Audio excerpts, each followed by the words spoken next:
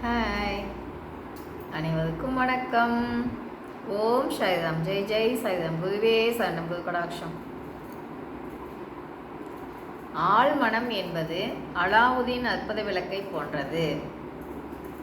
அலாவுதீன் அற்புத விளக்குன்னு சொல்கிறாங்களே, நாம் நினச்சா ஏன் நடக்க மாட்டேங்குது அப்படின்னு யோசிப்போம் இல்லைங்களா? ஏன் நடக்கலை? நம்முடைய அந்த எண்ணங்கள் தான் அதுக்கெல்லாமே தடையாக இருக்குது. மனதின் ஓட்டங்கள், சரிங்களா? எனி டைம் உள்ளுக்குள்ளே ஓடிக்கிட்டே இருக்குது பார்த்தீங்களா? அதுதான் அதுக்கு தடையாக இருக்குது. அப்போ என்ன பண்ணணும்? நாம் சும்மா இருக்கும்போது, எந்த முயற்சியுமே பண்ணாமல் இருக்கும்போது மனதின் ஓட்டங்கள் குறையுமா அப்படின்னு கேட்டால் கண்டிப்பாக குறையாது, சரிங்களா? இப்போ அந்த எண்ணங்கள் ஓடிக்கிட்டே இருக்கு இல்லைங்களா உள்ளுக்குள்ளே.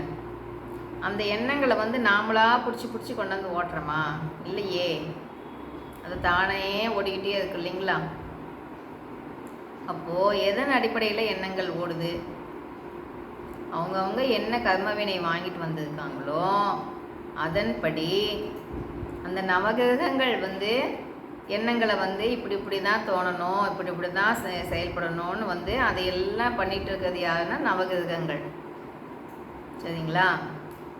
அப்போது நம்ம மூச்சு இழுக்கும்போது என்ன ஆகும்னா பல எண்ணங்கள் உள்ளுக்குள்ளே போகும். மூச்சு விடும்போது பல எண்ணங்கள் வெளியே வரும், சரிங்களா? இப்போது எண்ணங்கள் எதன் அடிப்படையில் ஓடும்னா, நம்மளை சுற்றி என்னென்ன சம்பவங்கள் நடக்குதோ, நாம் எதையெல்லாம் காதால் கேட்டுட்டு இருக்கோமோ அதை பற்றி தான் நம்ம உள்ளுக்குள்ளே எண்ணங்கள் ஓடிக்கிட்டே இருக்கும். கவனிங்களேன், ஆமாவா இல்லையா? ஒரு வீட்டில் ஒரு சண்டையே நடந்துச்சுன்னு வைங்களேன், ஒரு 2 நாள் அதை பற்றி மட்டும்தான் உள்ளுக்குள்ளே ஓடிக்கிட்டே இருக்கும். ஆமாம் தானே? அப்போது அந்த எண்ணங்கள் என்பது நாமளாக பிடிச்சி கொண்டாந்து ஓட்ட கிடையாது, தானே ஓடுது இல்லைங்களா? அதுவும் அவங்கவுங்க வாங்கிட்டு வந்த கர்மவினைப்படியே எண்ணங்களும் அமையுது இல்லைங்களா? அப்போது அந்த எண்ணங்களின் அளவை நாம் குறைக்கணும் அப்படின்னா என்ன பண்ணணும்? பயிற்சி பண்ணிட்டு உட்காந்துட்டு இருக்கும்போது மட்டும்தான் அந்த எண்ணங்களின் அளவை அப்படியே குறைக்க முடியும். கொஞ்சம் கொஞ்சமாக குறைஞ்சிக்கிட்டே வரும். ஒரு கட்டத்துக்கு மேலே என்ன ஆகும்னா அப்படியே எண்ணங்களற்ற நிலையில் நம்மளை கொண்டு போய் உட்கார வைக்கும். அதுதான் அந்த பகவானோட ஐக்கியாய் இருக்கிறதுக்கு சமானம், சரிங்களா? ஆனந்த நிலை, பேரானந்த நிலை எதுன்னு அதுவே. அப்போது அந்த நிலைக்கு நம்மளை தயார்படுத்தணும். அந்த நம்மளோட மனதை கற்பக விருட்சம்னு சொல்கிறாங்களே, நம்மளோட அந்த ஆழ் மனதை அலாவுதீன் அற்புத விளக்குன்னு சொல்கிறாங்களே, ஏன் அதெல்லாம் நம்மளுக்கு கை கொடுக்க மாட்டேங்குது? எல்லாத்துக்குமே இந்த டவுட் இருக்கு இல்லைங்களா? அப்போது நம் மனதின் எண்ணங்களை நாம் குறைப்பது மிக மிக அவசியம். குறைச்சிக்கிட்டே வரணும்.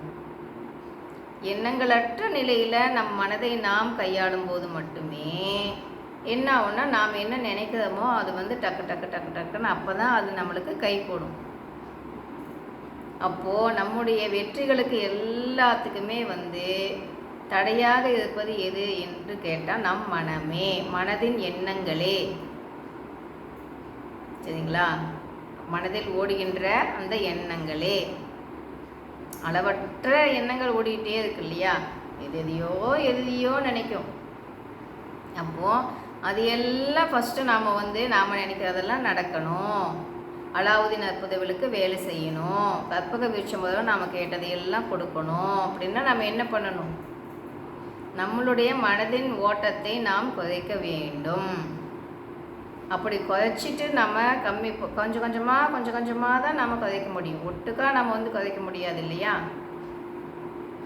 அப்போ மனதில் அப்படியே கம்மி பண்ணிக்கிட்டே இருக்கும்போது அந்த எண்ணங்களற்ற நிலையில் நம்மளை கொண்டு போய் நிப்பாட்டும் போது அப்போது என்ன ஆகும்? அதுவே தெய்வ நிலை, இறைநிலை. அப்போது அந்த எண்ணங்களற்ற நிலையில் உட்காந்துட்டு இருக்கும்போது, இறைநிலையில் உட்காந்துட்டு இருக்கும்போது நாம் ஏதாவது நினைச்சா அது நடக்குமா நடக்காதா? சொல்லுங்க பார்க்கலாம். அதுவே சித்த நிலை. மனித நிலையிலேருந்து சித்த நிலைக்கு எப்போ போக முடியும்? எண்ணங்களற்ற நிலை, எண்ணத்தை கடந்து போகின்ற போது மட்டுமே நாம் சித்த நிலைக்கு செல்ல முடியும். சரிங்களா? அப்போது அதுக்கு நம் மனதை நாம் சந்தோஷமாக வைத்துக்கொள்வது மிக மிக முக்கியம், மிக மிக அவசியம். எப்பயுமே மனதை ஹாப்பியாக வச்சுக்கணும். எதையாவது ஒன்று எதிர்பார்த்துக்கிட்டே இருந்துட்டு அதை அடைய முடியலன்னு நாம் சோகமாகவே இருந்தோன்னு வைங்களேன், மற்றவங்க கிட்ட எல்லாம் ஏதாவது கொடுத்துட்டு அதை நம்மளுக்கு கிடைக்கவே இல்லையே அப்படின்னு நாம் வருத்தமாகவே இருந்தோன்னு வைங்களேன், நாம் ஜெயிக்க முடியாது. நம்மளோட வெற்றி நம்ம கையில், மற்றவங்க கிட்ட கிடையாது. சரிங்களா? அப்போ என்ன பண்ணணும்? நாம் முடிவு எடுத்துடணும். நாம் ஜெயிக்கணும் வாழ்க்கையிலன்னு முடிவு எடுத்துக்கிட்டா நம்ம சந்தோஷமாக மட்டும்தான் இருக்கணும். அது நம்மக்கிட்ட தான் இருக்குது. மற்றவாலாம் நம்மளை விடலைப்பா, சந்தோஷமாக இருக்கவே விடலை, அதனால் நம்மளால் இருக்க முடியல அப்படின்னு மற்றவா மேலே சொல்லலாமா? சொல்லக்கூடாது. சரிங்களா? அப்போது நம்மளை பார்த்து மற்றவங்களும் கற்றுக்கணும், இவங்க எப்படி இவ்வளோ ஹாப்பியாக இருக்காங்க, அதே போல் நாமளும் வாழணுமே. அதுக்கு உதாரணமாக நாம் இருக்கலாம் இல்லையா?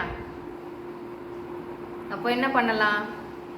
எல்லாத்துக்கிட்டையுமே அந்த நாம் என்னென்ன பழைய ரெக்கார்டு வச்சுருக்கோமோ அவங்கக்கிட்ட எல்லாம் அதையெல்லாம் நம்ம முன்னே அழிச்சிட்டு எல்லாத்துக்கிட்டையுமே ஒரே மாதிரி பாசமாக நாம் பழகும்போது நாமளும் மகிழ்ச்சியாக இருக்கலாம், மற்றவங்களையும் மகிழ்ச்சியாக வச்சுக்கலாம் இல்லைங்களா? அதை தான் பகவான் செய்ய சொல்கிறார்.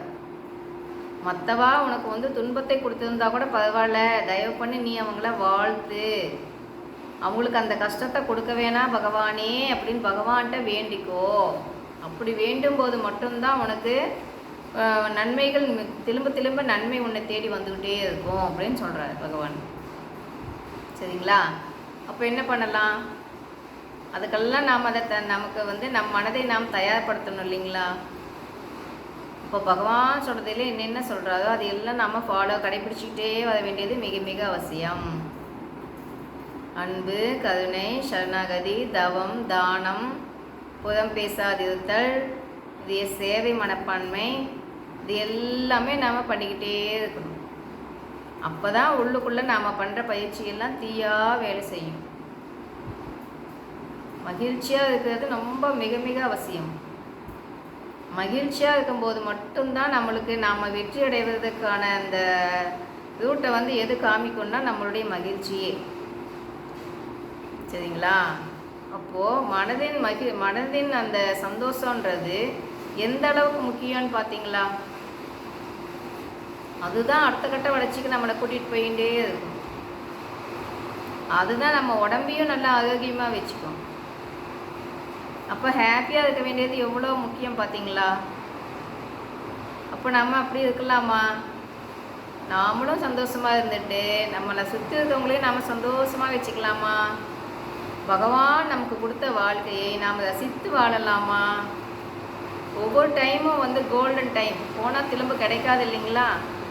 அப்போது நம்ம டைமை வேஸ்ட் பண்ண வேணாம். சரிங்களா? அப்போது என்ன பண்ணலாம்? நம்ம மகிழ்ச்சியாக தான் இருப்போம், நம்மளை சுற்றி இருக்கிறவங்களெல்லாம் நம்ம மகிழ்ச்சியாக வச்சுக்கணும் அப்படின்னு நம்ம முடிவு பண்ணிடணும். பகவான் என்னென்ன சொல்கிறாரோ அது எல்லாம் கடைப்பிடிக்கலாம், விடாமல் பயிற்சி பண்ணலாம். விடாமுயற்சி வெற்றி கொடுக்கும். கேட்டு நிச்சயம். பாய். கேட்டதுக்கு நன்றி.